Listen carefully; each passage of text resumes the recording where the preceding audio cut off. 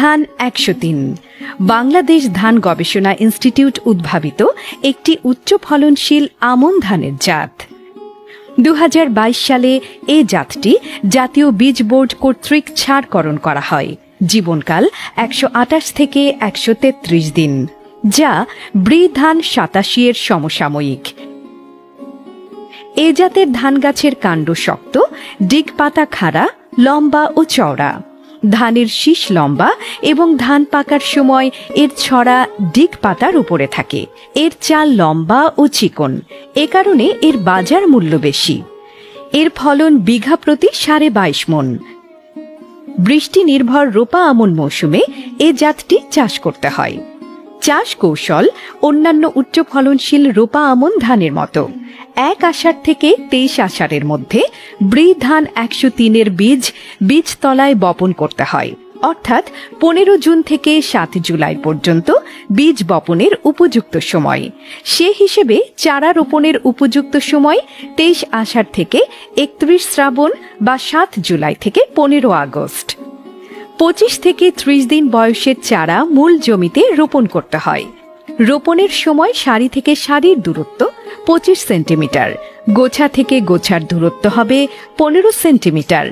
প্রতি গোছায় 2 থেকে 3টি চারা রোপণ করতে হবে।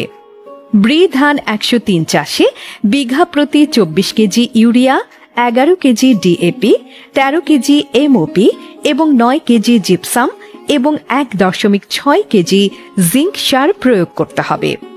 শেষ চাষের সময় সবটুকু ডিএপি, জিপসাম, জিঙ্ক এবং অর্ধেক এমওপি সার প্রয়োগ করতে হয়।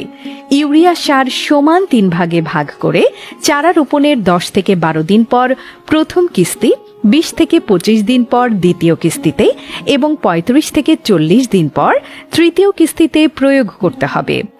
তৃতীয় কিস্তির ইউরিয়া সার উপরি প্রয়োগের সময় অবশিষ্ট অর্ধেক এমওপি সার প্রয়োগ করতে হবে। রোপণের পর 35 থেকে 40 দিন পর্যন্ত জমি আগাছা মুক্ত রাখতে হবে। চাল শক্ত হয়ে আসার সময় পর্যন্ত জমিতে পর্যাপ্ত রস থাকতে হবে। খরা দেখা দিলে সম্পূরক সেচ দিতে হবে।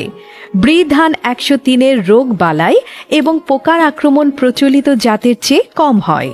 আক্রমণ যদি হয়েই যায় তাহলে সরকার অনুমোদিত বালাইনাশক প্রয়োগ করতে হবে। কার্তিক মাসের 10 তারিখ থেকে অগ্রহায়ণের 1 তারিখ পর্যন্ত এ ধান কাটা যায়। ব্রি ধান 103 এর শতকরা 80 ভাগ ধান পাকলে ফসল কেটে সংগ্রহ করা উত্তম। ব্রি ধান 103 উচ্চমানের হওয়ায় এর চাল বিদেশে রপ্তানি করা যায়।